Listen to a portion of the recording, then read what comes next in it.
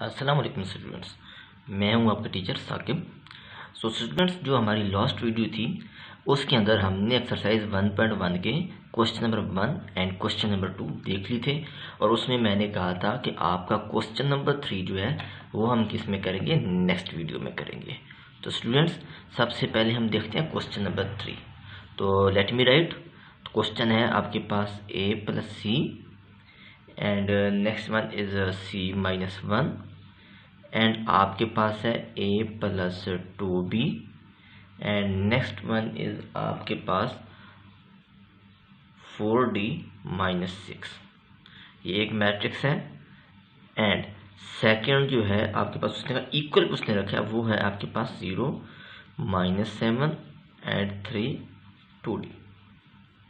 Students, अच्छा, अब हम जो बात करने जा रहे हैं वो ये है कि देखिए उसने दोनों मैट्रिक्स को इक्वल रख दिया। मीन्स देखिए हमने पढ़ा था कि कोई भी मैट्रिक्स कब हमारे पास इक्वल होते हैं, जब उनकी एक तो ऑर्डर सेम हो। चलिए पहले ऑर्डर चेक कर लेते हैं। स्टूडेंट देखें, इसका ऑर्डर आपके पास 2x2 आ रहा है, इसका भी ऑर्डर क्या आ रहा है 2x2। ठीक होगी बात।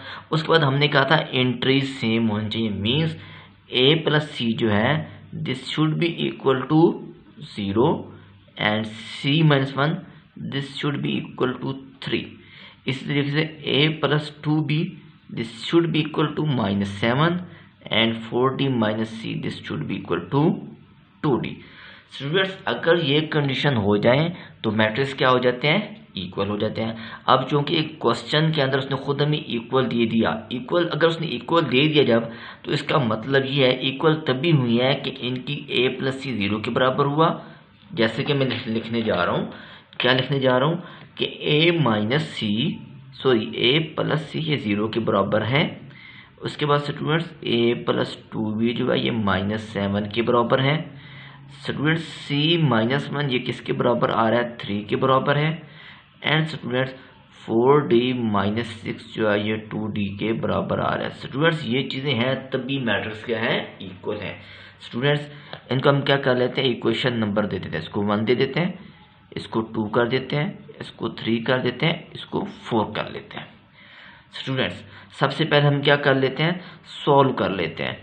सॉल्व हम कर लेते हैं जी, हम लिखते हैं solve equation number 4। Students basic आपने पहली क्लासेस में मैथ पढ़ा हुआ है, बिल्कुल वही तरीका हमने करना है। 4d-6 equal to 2d। ये 2d स्टूडेंट्स हम इधर लेके चले थे और 6 किधर लेके जाएंगे, इधर लेके चल जाएंगे। तो क्या स्टूडेंट्स बन जाएगा 4d plus 2d is equal to -6। दूसरी तरफ जाके क्या, सॉरी ये बन जाएगा माइनस, तो 4 6 -6 दूसरी तरफ क्या बन जाएगा 6 बन जाएगा। तो यहाँ पे 4d-2d करेंगे तो ये क्या बन जाएगा 2d this is equal to 6। तो हम क्या करेंगे 2d इधर भी 2 पे डिवाइड कर लेंगे और इधर भी क्या कर लेंगे 2 पे डिवाइड कर लेंगे और d की वैल्यू स्टूडेंट्स क्या बन जाएगी 1। स्टूडेंट्स d की वैल्यू क्या बन गई हमारे पास 1। अच्छा स्टूडेंट्स, एक तो हमने हल कर लिया। कौन सा हमने हल कर लिया, जिससे हमने आंसर निकाल लिया, वो हमने ये वाला निकाल लिया। सॉरी स्टूडेंट्स, मिस्टेक छोटी सी होगी, वो ये होगी कि आपको नजर नहीं आया। Let me right again. कहाँ तक आपको किया 2d प्लस 6 तक आपको यहाँ तक हो गया। तो स्टूडेंट्स ऐसा हम कर लेते हैं 2d is equal to 6। Students ऐसा कर लेते हैं 2d divided by 2 is equal to 6 divided by 2 कर देंगे और d के आंसर देखिए स्टूडेंट्स ये हमारे पास आ रहा है 3। स्टूडेंट्स यहाँ तक हल हो गया। उसके बाद स्टूडेंट्स देखें हम क्या करते हैं, इक्वेशन नंबर 2 को इक्वेशन नंबर 3 को हल कर लेते हैं। किस तरह स्टूडेंट्स, हम क्या लेते हैं सोल्व इक्वेशन नंबर 3। तो स्टूडेंट्स देखिए क्या लिखा गया है c-1 इज इक्वल टू 3। तो स्टूडेंट्स लिखा जा सकता है c is equal to 3 + 1 and c is equal to 4। Students हमारा ये भी प्रॉब्लम क्या हो गया, हल हो गया। तो स्टूडेंट्स अब हमारे पास दो चीज़ें रह जाती हैं। वो हमारे पास एक रहती है a की वैल्यू फाइंड करना और दूसरी क्या रहती है b की वैल्यू फाइंड कर रहती है। अगर स्टूडेंट्स आपको मैं ये कहूँ कि आप पहले इक्वेशन नंबर 1 को हल कर लें तो आप स्टूडेंट्स आसानी से हल कर लेंगे। तो क्या लिखना है हमने सोल्व इक्वेशन नंबर 1। स्टूडेंट्स क्या equation number 1, A plus C is equal to 0। तो students I can write it here, किस तरीके से हम लिख सकते हैं कि a minus C is equal to A plus C is equal to 0, this will be a is equal to minus C. Students c की वैल्यू क्या है आप देखें, ये जो c की वैल्यू 4 है इसको मैं यहाँ पे लेके जा रहा हूँ, ठीक है। तो क्या स्टूडेंट्स बन जाएगा, a की वैल्यू स्टूडेंट्स हमारे पास क्या बन जाएगी, दिस विल बी -4। तो स्टूडेंट्स हमारे पास a की वैल्यू b निकल चुकी है। तो लास्ट वन स्टूडेंट्स हम ऐसे कर लेते हैं कि सोल्व कर लेते हैं, इक्वेशन नंबर 2 कर लेते हैं। तो वो स्टूडेंट्स हमारे पास बन जाएगी a plus 2b is equal to -7। Students अच्छा हम ऐसा कर लेते हैं 2b इसके पहले इसको कम बना लेते हैं, -7 माइनस a। तो ये स्टूडेंट्स बन जाएगा 2b is equal to -7। Students देखें a की वैल्यू आपने ऊपर निकाली है, कहाँ पे निकाली है, यहाँ पे निकाली है। क्या निकाली है आपने, -4। तो students 2b is equal to -7 minus minus क्या बनाएगा, +4। तो ये स्टूडेंट्स बना देगा 2b इज इक्वल टू -3 और b is equal to -3 divided by 2। So students हमारा क्वेश्चन क्या हुआ, हल हो चुका है। तो अब हम इसको आंसर को समराइज कर लेते हैं। क्या मतलब, हम इकट्ठा लिख लेते हैं, लिखना चाहे तो। मीन्स हमारे पास आंसर क्या है, a इज इक्वल टू -4 आ गया, b इज इक्वल टू -3/2 आ चुका है, c स्टूडेंट्स हमारे पास आंसर आ चुका है 4 आ चुका है, और d का आंसर स्टूडेंट्स हमारे पास कितना आ चुका है, 3। और यहाँ पे आके स्टूडेंट्स हमारे पास एक्सरसाइज 1.1 बहुत अच्छी तरह हमने समझ के उसको हल कर लिया। यहाँ पे स्टूडेंट्स बात क्लियर हो चुकी। सो नेक्स्ट हम चलते हैं नेक्स्ट एक्सरसाइज के ऊपर। नेक्स्ट एक्सरसाइज पे जाने से पहले स्टूडेंट्स हम कुछ कॉलम्स की टाइप्स पढ़ने जा रहे हैं, ठीक है। क्या पढ़ने जा रहे हैं, टाइप्स ऑफ कॉलम। स्टूडेंट्स याद रख लीजिएगा कि ये चीज़ आपके लिए पढ़ना बहुत ज़्यादा इम्पोर्टेंट है। उसकी रीज़न ये है कि जब आप आगे बड़ी क्लासेस में जाएंगे, एफएससी में जाएंगे फर्स्ट ईयर में, तो दोबारा आपने वहाँ पे मैट्रिसेस का चैप्टर पढ़ना है। अगर यहाँ पे आपने अच्छी तरह पढ़ा होगा तो क्या होगा, आगे जाके आपको आसानी होगी। और स्टूडेंट्स अगली बार ये भी याद रखिएगा कि टाइप्स ऑफ मैट्रिक्स मैं जो इसलिए पढ़ा रहा हूँ कि इसमें से आपका एमसीक्यूज में से एक क्वेश्चन आसानी से आ सकता है, ठीक है, और आता भी है, ठीक है। तो आपने इसको बहुत ही आसान है, और मैं आपको जितना आसान हो सके समझाने की कोशिश करूँगा, और आपने इसको अच्छी तरह समझ लेना है। सो स्टूडेंट्स हम स्टार्ट करने जा रहे हैं। सबसे पहले स्टूडेंट्स हमारे पास कौन सा मैट्रिक्स है, इसमें ज़रा उसके ऊपर ज़रा गौर करते हैं। स्टूडेंट्स सबसे पहला जो हमारे पास मैट्रिक्स है वो है हमारे पास रो मैट्रिक्स। रो मैट्रिक्स का क्या मतलब है स्टूडेंट, रो मैट्रिक्स का मतलब ये है कि इसके अंदर सिर्फ और सिर्फ एक रो है। क्या है, रो क्या है, वो सिंगल रो। स्टूडेंट्स मैं आपको डुअल शेड में इसको लिख देता हूँ ताकि आपको क्लियर हो। किस स्टूडेंट्स में रो मैट्रिक्स के अंदर क्या है, सिंगल रो है। क्या है, सिंगल रो। एग्जाम्पल स्टूडेंट्स हम कोड करते हैं। एग्जाम्पल अगर मैं लिखने की कोशिश करूं तो आपके पास एक मैट्रिक्स लिखने जा रहा हूं, वो आपके पास लिखें 4 6 0, ये मैंने अपने पास से लिखा है। स्टूडेंट्स देखें इसके अंदर रो सिर्फ और सिर्फ एक रो है, कॉलम एक है, C1 में लिखने जा रहा हूँ, C2 कॉलम 2 है और C3 column 3। It's mean column जितने मर्जी हो जाए, रो स्टूडेंट सिर्फ और सिर्फ एक हो तो वो कौन सा मैट्रिक्स कहलाता है, रो मैट्रिक्स कहलाता है। नेक्स्ट स्टूडेंट्स हम बात करते हैं, वो है आपके पास column matrix, COLU column matrix. Students अगर रो मैट्रिक्स आपको समझ आ गया तो आपको कहना चाहिए कि स्टूडेंट्स कॉलम मैट्रिक्स वो होता है जिसके अंदर सिंगल कॉलम हो। क्या हो, सिंगल कॉलम हो। कैसे, हम देखते हैं अभी जरा। देखिए स्टूडेंट्स हमारे पास 1 2 3, देखिए स्टूडेंट्स इसके अंदर अब देखिए कॉलम सिर्फ और एक हमारे पास एक कॉलम आ रहा है। कितने कॉलम आ रहे हैं, एक कॉलम आ रहा है। जबकि रोज की बात करें, रो हमारे पास एक और रो 1 आ रही है, रो नंबर 2 आ रही है, रो नंबर 3 आ रही है। बेशक जितनी मर्जी रो आ जाए, कॉलम कितने स्टूडेंट्स हमारे पास सिर्फ और सिर्फ एक है। तो it's mean this is over column matrix. Column matrix के बाद स्टूडेंट्स जो अगला हमारे पास आ जाता है वो है हमारे पास रेक्टेंगुलर मैट्रिक्स। कौन सा जी? Rectangular matrix. स्टूडेंट्स इसको याद करने का अगर आपको मैं छोटा सा ट्रिक बताऊं, वो ये कह सकते हैं कि रेक्टेंगुलर मैट्रिक्स कौन सा होता है। रेक्टेंगुलर, देखिए रेक्टेंगुलर का नाम से पता चल रहा है, रेक्टेंगल की फॉर्म में।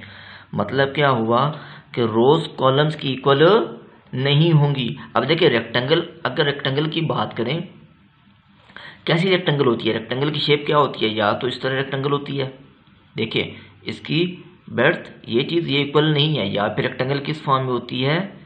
इस फॉर्म में हो जाती है, ठीक है। इट्स मीन स्टूडेंट्स जो मैट्रिक्स, रेक्टेंगुलर मैट्रिक्स पर बात करें वो भी तकरीबन ऐसे ही होगा। मीन्स या तो ये होगा कि इसके अंदर कॉलम ज़्यादा हो जाएंगे, 1 2 3 4 5 6। देखिए स्टूडेंट्स यहाँ पे आपके पास अगर स्टूडेंट्स बात करें रोज की, तो आप मुझे कहेंगे कि सर इसमें रोज जो है वो 2 है। और कॉलम्स की स्टूडेंट्स बात करें तो वो हमारे पास कितने हैं column? Means 2 is not equal to 3, means rows is not equal to column. जब रोज कॉलम के इक्वल ना हो स्टूडेंट्स, तो वो कौन सा हमारे पास कहलाता है? रेक्टेंगुलर मैट्रिक्स कहलाता है। यहाँ तक स्टूडेंट्स बात क्लियर हो गई। चलिए नेक्स्ट स्टूडेंट्स हमारे पास आ जाता है, वो है हमारे पास स्क्वायर मैट्रिक्स। कौन सा है? Square matrix. आपको मैं इसको भी शेप से समझाने की कोशिश करता हूँ। स्क्वायर के देखो क्या होता है, स्क्वायर की शेप ये होती है, आपके पास चारों साइड्स क्या होती हैं? बराबर होती हैं। इट्स मीन आप अगर इसको एनालाइज करें तो आपके पास स्क्वायर कब बनता है? जब 1 2 3 4 सिर्फ और सिर्फ 4 एलिमेंट हो तो क्या बन जाएगा? स्क्वायर बन जाता है। मीन रोज भी आपके पास रोज किसके बराबर हो? रोज क्या हो? कॉलम्स के इक्वल हो जाए। मीन्स एम आपके पास रोज कितनी है? 2, और कॉलम्स कितने हैं आपके पास? 2। मीन्स एम जो रोज इक्वल टू कॉलम के बराबर आ चुकी है, तो वो क्या बन जाता है स्टूडेंट्स? हमारे पास स्क्वायर मैट्रिक्स बन जाता है। यहाँ तक स्टूडेंट्स सारी बातें ऑब्सो आपकी क्लियर हो चुकी होंगी। स्टूडेंट्स जो अगली चीज़ मैं लेके मैं जो ला रहा हूँ इस चीज़ के अंदर, वो मैं आपको बताने जा रहा हूँ कि नल मैट्रिक्स क्या होता है। क्या चीज़? नल मैट्रिक्स क्या होता है? बहुत आसान है स्टूडेंट्स, नाम से आपको पता चल रहा होगा कि नाम आपको बता रहा है कि नल मैट्रिक्स कौन क्या होता, कैसा होता है। ठीक है, हम इसको इधर नीचे लिख लेते हैं कि नल मैट्रिक्स कौन सा होता है। स्टूडेंट नल मैट्रिक्स वो होता है जिसके अंदर जो एंट्रीज हैं वो क्या हो? 0 0, जो चाहे वो स्क्वायर हो, चाहे रेक्टेंगुलर हो, चाहे रो हो, चाहे कॉलम हो, जो मर्जी हो जाए, वो क्या कहलाता है स्टूडेंट्स? हमेशा हमारे पास नल कौन सा होता है? जिसके अंदर एंट्रीज है वो क्या हो? 0 हो। तो वो कौन सा स्टूडेंट्स मैट्रिक्स क्या कहलाता है? वो हमारे पास नल मैट्रिक्स कहलाता है। उसके बाद स्टूडेंट्स मैं एक और चीज लेके आने जा रहा हूं, वो है आपके पास डायगोनल मैट्रिक्स। क्या बताने जा रहा हूं? डायगोनल मैट्रिक्स बताने जा रहा हूं। स्टूडेंट्स डायगोनल मैट्रिक्स वो होता है जिसके मेन डायगोनल के अंदर कम से कम एक नॉन जीरो डिजिट होना चाहिए, बाकी ऊपर नीचे क्या हो जाएंगे? 0। ये मैंने आपकी यहाँ तक एक बड़ा मैट्रिक्स बना दिया, ठीक है, आपकी क्लास के लेवल पे। एक और छोटा मैट्रिक्स बनाता हूँ, फिर आपको और क्लियर हो जाएगा। तो ये स्टूडेंट्स हमारे पास क्या कहलाता है?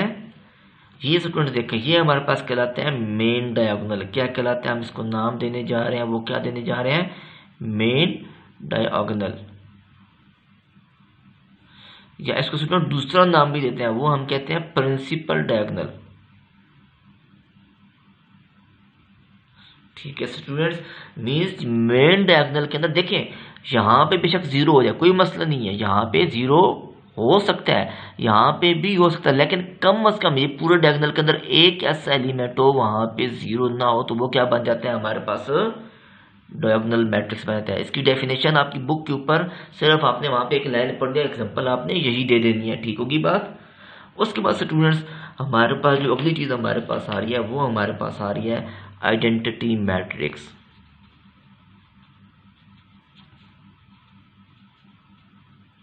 स्टूडेंट्स आइडेंटिटी मैट्रिक्स कौन सा होता है, वो बिल्कुल डायगोनल मैट्रिक्स की तरह ही होता है। फ़र्क क्या होता है कि जो प्रिंसिपल डायगोनल होती है या मेन डायगोनल, उसके अंदर सारे के सारे एलिमेंट्स होते हैं वो क्या होते हैं, 1 होते हैं। क्या होते हैं, 1 होते हैं। समझ आ गई स्टूडेंट्स। यहाँ पे देखें कि आपका जो मेन डायगोनल है इसके सारे एलिमेंट्स क्या है, वो 1 है। इट्स मीन आपका ये कौन सा मैट्रिक्स वैसे बनता है वो स्टूडेंट अगर गौर करें तो आपके पास कौन सा बन रहा है, ये बन रहा है 3x3। और आप मुझे कह सकते सर हम एक और मैट्रिक्स बना लेते हैं, वो हम कहते हैं 1 1 0 0। ये कौन सा स्टूडेंट मैट्रिक्स बन गया, आइडेंटिटी मैट्रिक्स बन गया। ऑर्डर सिर्फ चेंज हो गया, वो ऑर्डर क्या चेंज हुआ, 2x2। और स्टूडेंट्स अगर डायगोनल मैट्रिक्स के ऊपर थोड़ी उसके अंदर भी एक नई एग्जांपल एक और शामिल कर लेते हैं, वो ये कर लेते हैं, हम ये कह देते हैं कि 1 and 3 ऊपर जो क्या स्टूडेंट्स हो जाएगा 0, ऑर्डर क्या बन जाएगा 2x2। यहाँ पे स्टूडेंट देखें, अब आपको मैं मार्क कर देता हूँ, इसके अंदर स्टूडेंट देखें यहाँ पे मेन डायगोनल है वो क्या है, वो ठीक है, उसके ऊपर 0 है। यहाँ पे देखिए मेन डायगोनल में कौन कौन सा एलिमेंट है, सिर्फ और सिर्फ स्टूडेंट्स यहाँ पे क्या है, 1 है। सो स्टूडेंट्स आइडेंटिटी मैट्रिक्स आपको होप्स आपको क्लियर हो गया होगा। अच्छा स्टूडेंट्स आज की इस वीडियो का हम आखिरी मैट्रिक्स पढ़ने जा रहे हैं, वो कौन सा है, वो है स्टूडेंट्स हमारे पास स्केलर मैट्रिक्स। स्टूडेंट्स याद रख लीजिएगा, स्केलर मैट्रिक्स वो मैट्रिक्स होता है जिसके प्रिंसिपल डायगोनल के अंदर, देखिए मैं बताता हूँ, लेट्स सी दैट अब 4 4 4 लिख देता हूँ, यहाँ पे 0 0 0 0 0 0। मीन स्टूडेंट्स कहने का मतलब मेरा ये है कि मेन डायगोनल के अंदर सारे, यहाँ पे एक तो 1 नहीं होना चाहिए, क्या 1 नहीं होना चाहिए, दूसरी चीज़ 1 नहीं होना चाहिए, दूसरी चीज़ क्या है, यहाँ पे सारे के सारे डिजिट्स क्या होने चाहिए, वो एक जैसे मैंने देखा 4 4 4 सारे सारे क्या होने चाहिए, एक जैसे होने चाहिए, ठीक है। तो वो कौन सा हमारे पास बन जाता है, स्केलर मैट्रिक्स बन जाता है। हम स्टूडेंट्स इसकी एक और एग्जांपल ले लेते हैं, वो ले लेते हैं 2 2 0 0। तो ये कौन सा बन जाएगा स्टूडेंट्स, हमारे पास स्केलर मैट्रिक्स बन जाएगा। अच्छा इसका ऑर्डर देखें तो हमारे पास क्या बन जाएगा, 2x2। स्टूडेंट्स अगर हम इसका ऑर्डर देखें तो वो हमारे पास क्या बन जाता है, 3x3। So students hope so ये आपको लेक्चर आसानी से और इजीली समझ आ चुका होगा। So thank you so much.